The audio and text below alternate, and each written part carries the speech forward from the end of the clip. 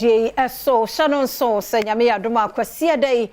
final Adom TV nstroma no basontina unsi ade hihye mu dia ma won Mr. wo favorite tomano enfo ano akeke se we bedi no je say vote no so esuom anya ne sa na wie na be accuse judges no a eno sa na me yapa na no yesi jari omo bro na ni agro kakra ye di so we vote no anto ama man adane bibio and so give us for boy rather him and the one friend no nyina amba no de bebre by na de wa say o kasafa mienu bi ho na fe ni aka no so obowra chemical the herbal shops at the pharmacy no kopebi be me na makwaba na bia boko de nyame ase o nyame Adom yentie give us all right me da say ebusuani ahwefo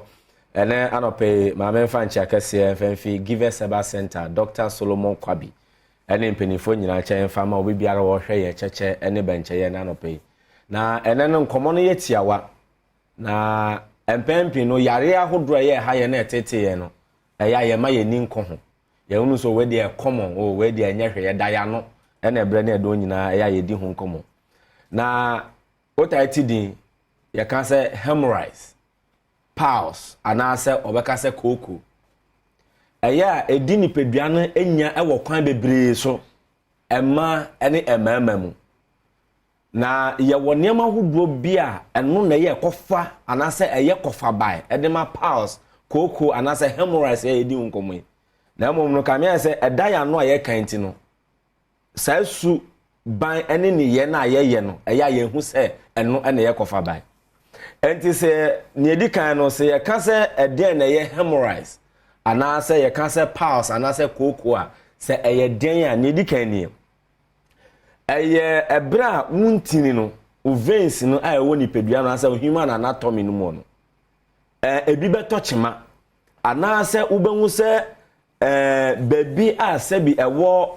oto ase eho be sha ase se eswa anase ne kan se esuolin suolin no enum na se eyade a intini no ebi hu atochema na intini no ebi hu tochema eno no na se ukọ abefo hwehwemu anase scientific no aka che se eye veins no ba kwa ye frɛ no eye varicose veins eno na ye kokofa ba enti no wanya hunu se eye intini no ena ya na hu tochema na ye kofa ba no eni ye ni suni ban eni ye eno nti na give us Herbal Center nimdie ni suahunu mo Dr. Solomon Kwabi edi give us co capsules and afa give us p capsules edi aba wodi betu sa yare ni nyina ase na eni ye ni sunu ba ko ni edi kan obi a wota tena se ye che enhwehwemu ni abefo aba beto bia se nipa bia de anka wotena se don hwe mienu bia na ese otumi sori ba simanum na wode tinitini mumpo mu na ene no bon se obi wo honomo sebi okọ ejanan bia na se wo kọ WC kra no eho no okọ fa ne archives nyina na wo kọ tenase ne WhatsApp phone ne events papers eho no wo kọ kenkan no the more na wo tenase na wo de wo ton asi toilet seat ne so no na udi intini ne enya eno ne edi kan ne etosumie no won mo ayo motai peja nyama emu odu ene ebre bia na ne sisi ebo wiem na wakoto na wo ofam na wo peja na da ne kon ho obi nka se jaye adwuma ye eno na ya oye didi eno nti na ye de aduro di abase saa ebre a wo de nipadua no efa saa kwanyanse ni nyina mu no ubenya aduro a ebe den ebetumi etu ase na aso ano atumi eden ede amawo eno na ye give us co capsules and afa give us p capsules na me ba cho eduro we no onum a obefa ne mienu nyina de abomu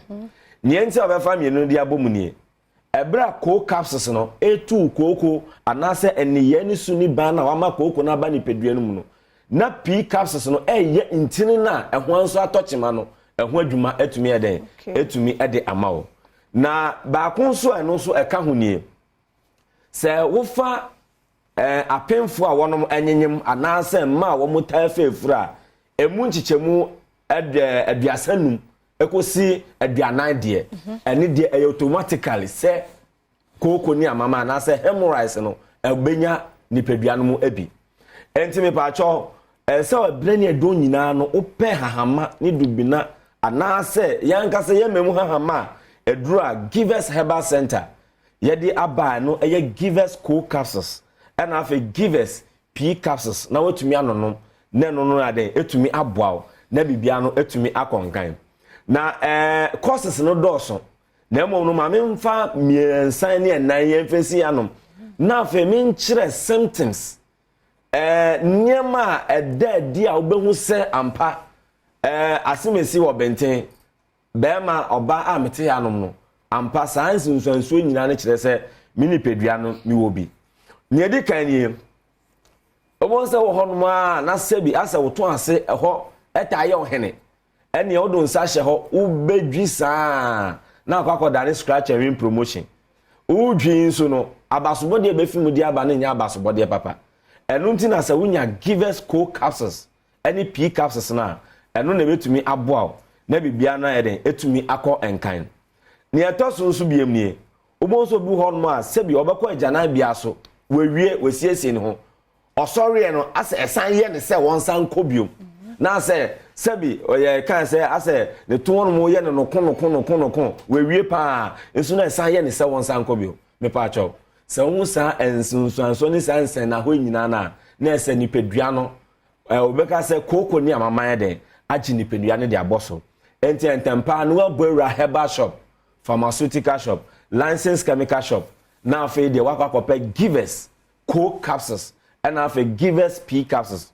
na baako a no so ho no mu ne asa bire bia no obete eye pains eyawo ewo sebi eye wase ho no mu no na asa taye wo ya asa utena se kakra pa asa untumi tena se na gisa wo chia ho kakra se gisa oba weni na de bire bia no odane ne pedua no e pa cho tu ho anamo ena baako ya eta kana no mpo de ebedane efe ewo ye mofra bre mo ye nkura ase osi o onya kokobo otu se na afi de ho abaye kokko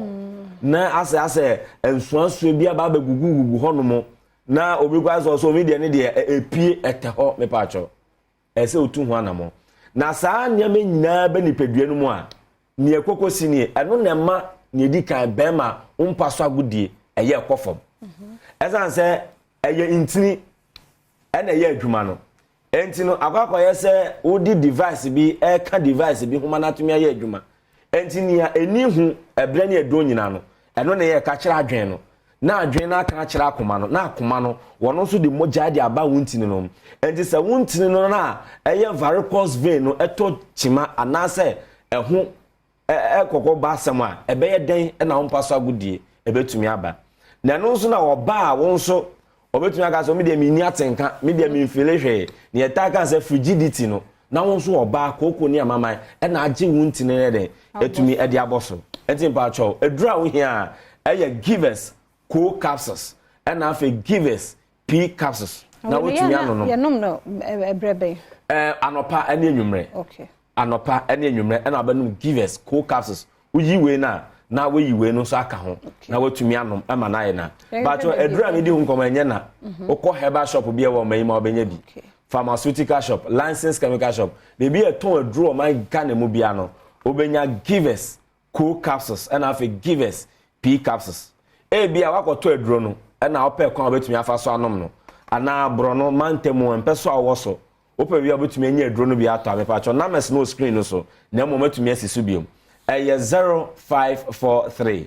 22 2470 0543 22 2470 na wakako pebi na no no etumi aboa na nipedua na konkan na bibia etumi akonkan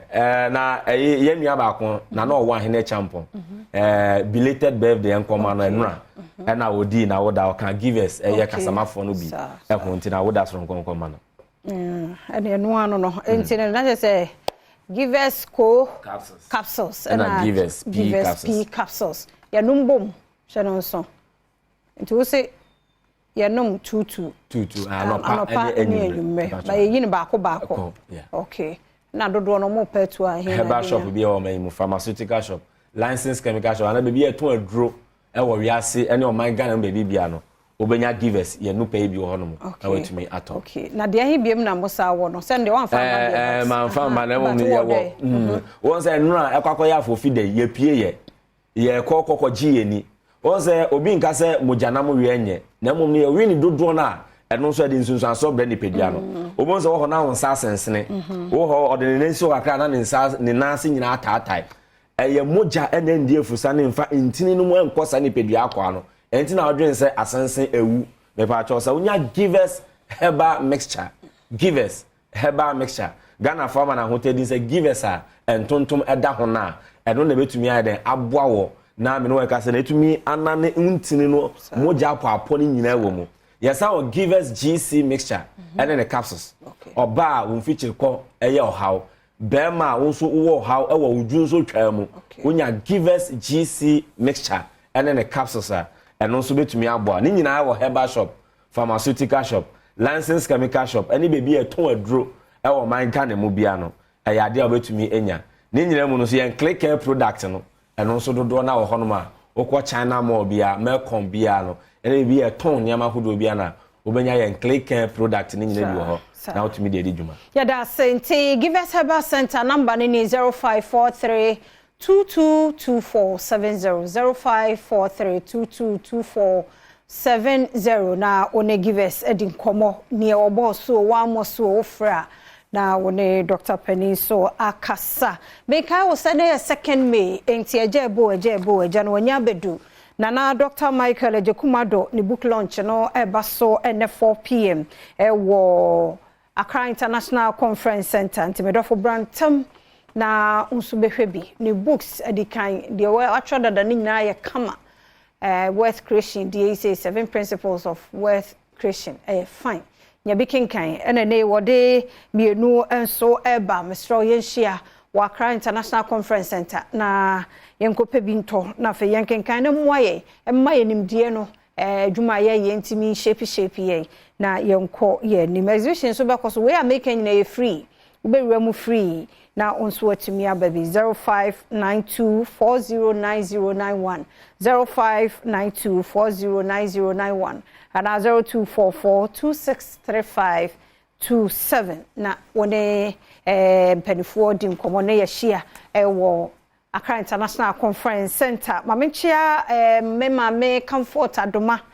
wo Faith Assemblies of God tafo enhia so Kane Sunday School and as a chief superintendent at the Sunday School. Ma comfort yechia wo yeda sepa umre ne adagea wo de hye nyamishira wate hira pa no yemuma omo ye kama se nyamishira bididi afia amankwa tamaklo mambo atema ye krado de ahosepe toaso owie pe kwasi ede asemidi kan na fe pensempense mu aba kwaso a mo afidie no na Adom TV fi se wazo ye yeda se